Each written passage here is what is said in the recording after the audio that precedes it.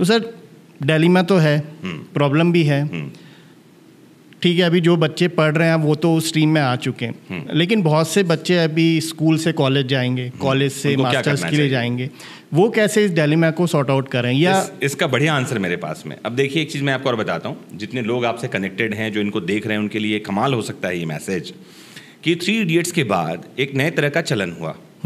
चलन ये हुआ कि बच्चा क्या बनेगा ये बच्चा डिसाइड करे, ऐसी वाली बात आ गई। मुझे लगता है ये बहुत बड़ी मूर्खता है। ओके अगर आप किसी बच्चे से कहो तुमको जो करना है वो करो, समझदार बच्चा क्लास में बैठ के पढ़ाई नहीं करेगा, क्योंकि उसके पास एक एनिमल इंस्टिंक्ट है। समझदार बच्चा बाहर जाएगा, धूप में निकलेगा, घटाओं में नहा कर देखेगा, जीवन क्या है वो किताबों को हटा कर देखेगा। रिपीट कर देता हूं वापस, धूप में निकलेगा, घटाओं में नहा कर देखेगा, जीवन क्या है वो किताबों को हटा कर देखेगा, अपने अनुभव से जीना चाहेगा वो। तो बच्चा क्या बनेगा वो डिसाइड कर ले। तो कई बार ऐसा कहा जाता है कि अगर आपका काम में मन नहीं लग रहा हो, एक बड़े अच्छे स्टैंड अप कॉमेडियन ने बात कही, तो आपको लगता है आप किसी बढ़िया काम के लिए बने हो। नहीं, ऐसा नहीं ज़रूरी, हो सकता है आप कामचोर हो।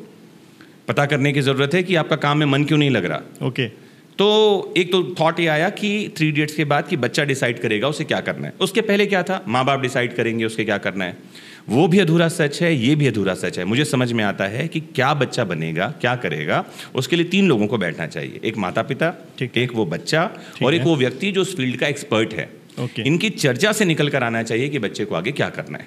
फिर बहुत बड़े शहरों में, जैसे हमारा इंदौर है, मुंबई है, दिल्ली है, भोपाल है, ऐसी जगह पर में करियर एनालिस्ट बैठते हैं आज की डेट में।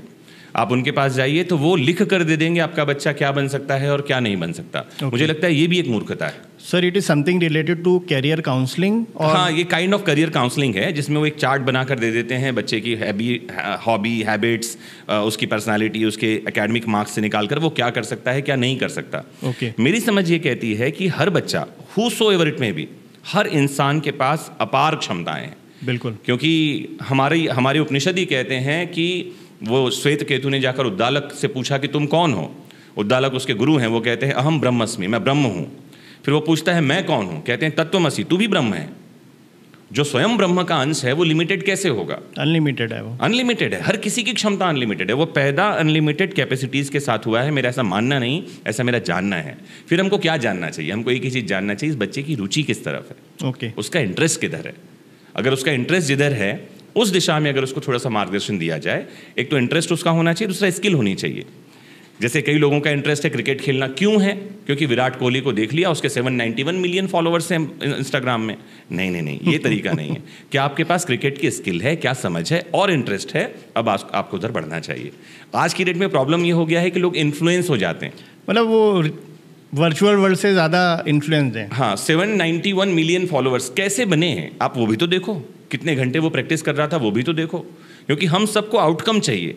कहा जाता है कि हर कोई चाहता है आज के समय बड़े जोश में कि भगत सिंह पैदा हो लेकिन पड़ोस में।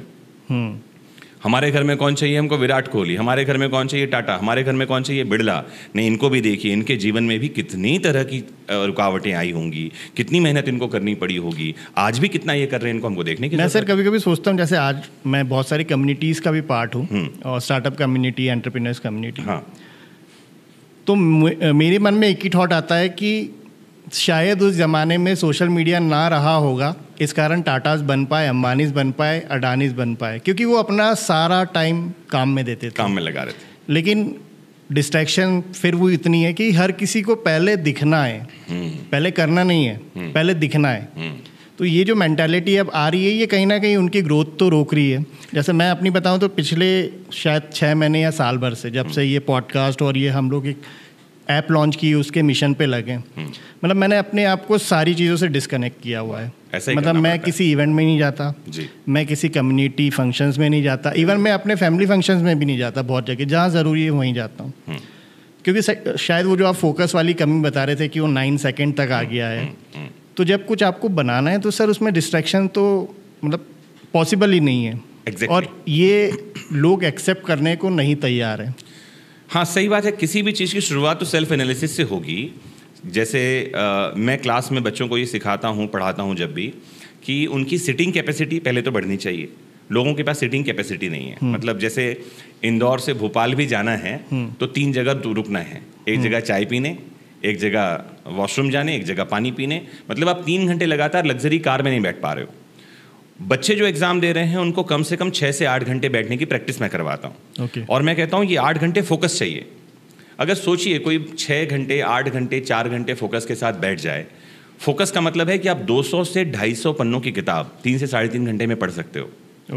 और 250 पन्नों की किताब अगर आपने 3 घंटे में पढ़ लिया और उसका 60% भी अगर आपके पास में है, कमाल हो जाता है, कमाल। और ये बड़ा आसान है। मैंने देखा है कि लोग साल भर में एक किताब नहीं पढ़ पाते, और मैं कह रहा हूँ 1 सिटिंग लर्निंग। मैंने पहले किताब जो एक सिटिंग में पढ़ी थी वो थी मार्केटिंग और सेल्स से रिलेटेड। फ्रैंक फैडगर उसके कुछ ऑथर हैं, मैं एग्जैक्ट नाम भूल रहा हूँ उनका, अभी ही भूल गया, दिमाग में था जब बोलना शुरू किया था। और बुक का नाम है you can sell, American author हैं, और यू कैन सेल सर्च करेंगे तो मिल जाएगा। मैंने वो किताब 1 सिटिंग में, पहली किताब मेरी पढ़ी, 2-2.25 घंटे मैंने किताब खत्म कर डाली। और जब फिनिश हुआ तो मुझे लगा ये भी किया जा सकता है क्या, इज दिस पॉसिबल। और उसके बाद कमाल है। मैं कोशिश करता हूँ कि मैक्सिमम किताब एक सिटिंग में पढ़ लूँ।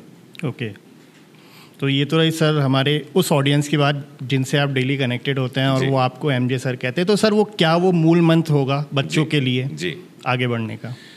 मूल मंत्र बस इतना है कि पहले तो अपना फोकस टाइम, सेल्फ एनालिसिस ज़रूरी है। जैसे मान लेते हैं कि आप बैठ रहे हैं पढ़ने के लिए, तो सबसे पहले तो डिस्ट्रैक्शंस को दूर रखिए।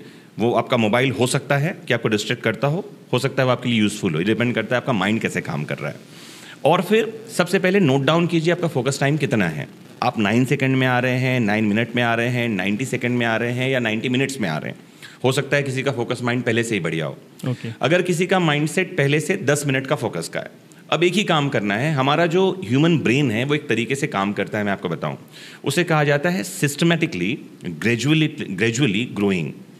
सिस्टमैटिक ग्रेजुअल ग्रोइंग क्या होती है मैं आपको बताता हूं। जैसे एग्जांपल के लिए, अगर आपकी सिटिंग कैपेसिटी 10 मिनट की है, आप कल उसे 11 मिनट बढ़ा पाएंगे, पॉसिबल है। 11 से वो 12 मिनट जाएगा, पॉसिबल है। 12 से वो 13 मिनट होगा, पॉसिबल है। करते करते वो कब 1.5 घंटे, 2 घंटे, 3 घंटे हो जाएगा, पता नहीं चलेगा। हमारी प्रॉब्लम क्या है? जैसे एक इंसान आज सुबह 9 बजे सोकर उठता है, उसकी हैबिट है, वो कल अलार्म लगा लेता है 5 बजे उठने का। इम्पॉसिबल है वो उठ पाएगा। वो न्यू ईयर रिजोल्यूशन जो हम बनाते हैं कि कल से ये करूंगा, या तो वो अलार्म बंद कर देगा या घड़ी तोड़ देने वाला है। उसको करना चाहिए कि 9:10 पहले उठे, 5 मिनट ग्रेजुअली बढ़े, ग्रेजुअली सिस्टमेटिकली ग्रो करेगा वो। 5 मिनट पहले, 5 मिनट पहले, 5 मिनट के पहले करते करते शायद महीने 1.5 महीने में वो समय आ जाएगा जब 5 बजे खुद उसकी नींद अपने आप खुलेगी, उसको खोलने की जरूरत नहीं पड़ेगी। और उसके लिए एक दूसरा तरीका और करना पड़ेगा, that is known as preparation. मतलब अगर सुबह उसको 5 बजे उठना है तो रात को उसको 9 बजे सोना पड़ेगा, क्योंकि बॉडी की अपनी डिमांड है 5-7 घंटे की नींद की। तो जो भी स्टूडेंट कुछ करना चाह रहे हैं लाइफ में, उनको सिस्टमेटिकली ग्रेजुअली ग्रो करने के लिए प्लान बनाना चाहिए।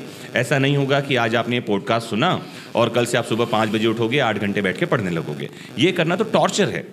तो सिस्टमेटिकली ग्रो करना ज़रूरी है, उसके लिए बहुत ज़रूरी है आप अपनी प्लानिंग बनाइए और प्लानिंग के साथ आगे बढ़िए।